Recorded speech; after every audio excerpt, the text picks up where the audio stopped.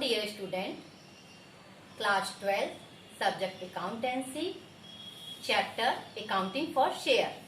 accounting for share में आज हम देखेंगे issue of share. issue of share आपके इक्विटी शेयर और प्रेफरेंस शेयर दोनों पर डिपेंड है.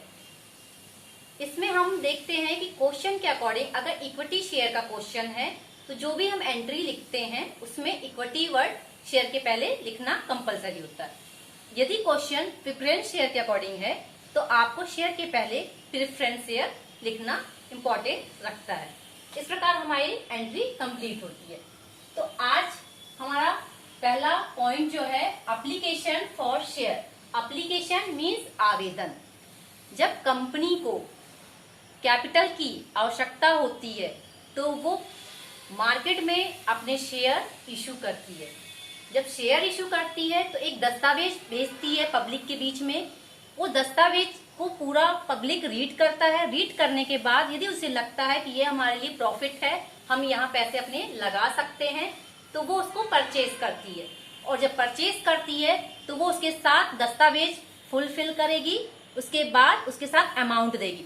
तो जो अमाउंट देगी उसको हम आवेदन राशि या एप्लीकेशन का अमाउंट कहते हैं.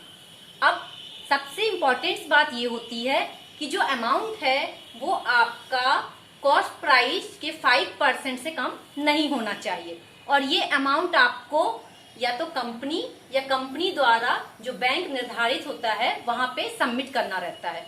सबमिट करने के बाद ये जब तक सबमिट रहेगा जब तक कि आप जो कंपनी है उसको बिजनेस में रजिस्ट्रेशन कंप्लीट ना हो जाए. तो हमारी जो एंट्री आएगी first bank account debit to share application account. आपका नरेशन रहेगा बीइंग एप्लीकेशन मनी रिसीव. इसमें इम्पोर्टेंस बात यह है कि जहां पे भी बैंक होगा वहां आपका रिसीव्ड आएगा. सेकंड आपकी entry share application account debit to share capital account. Narration being application money transfer to share capital account. Means आपने जो शेयर कैपिटल का अमाउंट रिसीव्ड किया है वो आपका शेयर कैपिटल में ट्रांसफर हो रहा है. इसके बाद नेक्स्ट आपका रहेगा allotment of share. Allotment of share का मीनिंग है आवंटन. आवंटन मीन्स जब आवेदन की राशि प्राप्त हो जाती है तो उसके बाद हम आवंटन करते हैं. मीन्स एप्लीकेशन का अमाउंट रिसीव्ड होने के बाद हम अलॉटमेंट की एंट्री करते हैं. तो कंपनी अपने शेयर का क्या करेगी कि जितने शेयर रिसीव्ड हुए हैं उसको निश्चित अमाउंट निश्चित आवेदकों को वो बांटती है. तो जब बांटती है तो वो आपका शेयर होल्डर कहलाता है जिसे हम अंशधारी कहते हैं. अब कंपनी के पास जो अमाउंट आता है अलॉटमेंट पे वो रिसीव्ड कर लेता है और जो अलॉटमेंट पे अमाउंट नहीं आ पाता है उसे एप्लीकेशन ट्रांसफर की एंट्री बना देगा. तो इसमें फिर आपका जो अलॉटमेंट का अमाउंट है वो 90% से कम नहीं होना चाहिए जिसे हम न्यूनतम अभिदान मीन्स मिनिमम सब्सक्रिप्शन कहते हैं. इसमें आपका जो बनेगा एंट्री वो 120 डेज से पहले मिल जाना चाहिए. यदि 120 डेज के बाद आता है तो उसे हम रिटर्न करते हैं. 130 डेज में के आफ्टर में हम उस पे 6% इंटरेस्ट भी हमें देना पड़ सकता है. इसमें भी अलॉटमेंट पे दो एंट्री आएंगी आपका share allotment account debit to share capital account. Allotment money become due. Means आपका जो एप्लीकेशन का अमाउंट है वो शेयर कैपिटल अकाउंट में ड्यू है. उसके बाद second entry bank account debit to share allotment account mean being allotment money received. यहाँ पे भी बैंक आया तो आपका रिसीव्ड आया. मीन्स जहां पे भी आपका बैंक आएगा वहां पे रिसीव्ड वर्ड आएगा। नेक्स्ट आपका calls on share. Calls on share का मतलब होता है आपकी याचनाएं शुरू की जाएंगी। अब याचना जब अलॉटमेंट का अमाउंट रिसीव्ड हो जाता है उसके बाद हम कॉल्स पे आते हैं। अब ये कॉल्स में भी आपका कई कॉल्स हो सकते हैं, first call, second calls, third calls, इसके साथ ही सबसे फाइनल एवं अंतिम याचना। तो ये कॉल्स डिपेंड होता है आपके कितनी बार आपसे कंपनी ने अमाउंट मंगवाया है।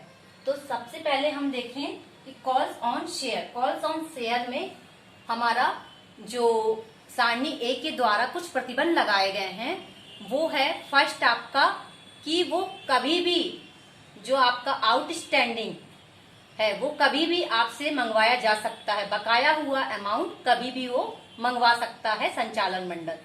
सेकंड आपका कि उसे एक नोटिस पीरियड देना पड़ता है जो 40 डेज का रहता है, 14 दिन का आपको नोटिस जारी करना पड़ता है। थर्ड आपका कि आप जो अमाउंट है वो आप उसको आगे बिफोर टाइम बढ़ा सकते हैं।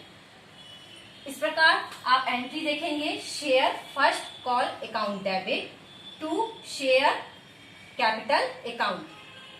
आपका narration being share first call amount become due, means आपका यहाँ पे फर्स्ट कॉल का अमाउंट ड्यू है।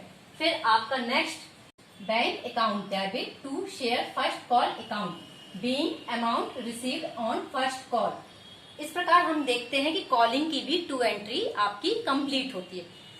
यदि कंपनी को फर्स्ट कॉल के साथ उसे लगता है कि हमें आगे और कॉल करने चाहिए तो वो क्या करेगा, सेकंड कॉल करेगा।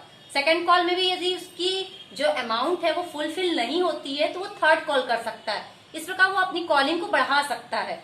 और यदि उसे ऐसा लगता है कि सेकंड एंड लास्ट कॉल तो सेकंड एंड फाइनल कॉल हो जाएगा, तो फाइनल कॉल मीन्स वो अपनी कॉलिंग को आगे अब नहीं बढ़ाएगा और पब्लिक जो है वो जान जाएगा कि इस कंपनी के ये लास्ट बार शेयर मार्केट में आए हैं।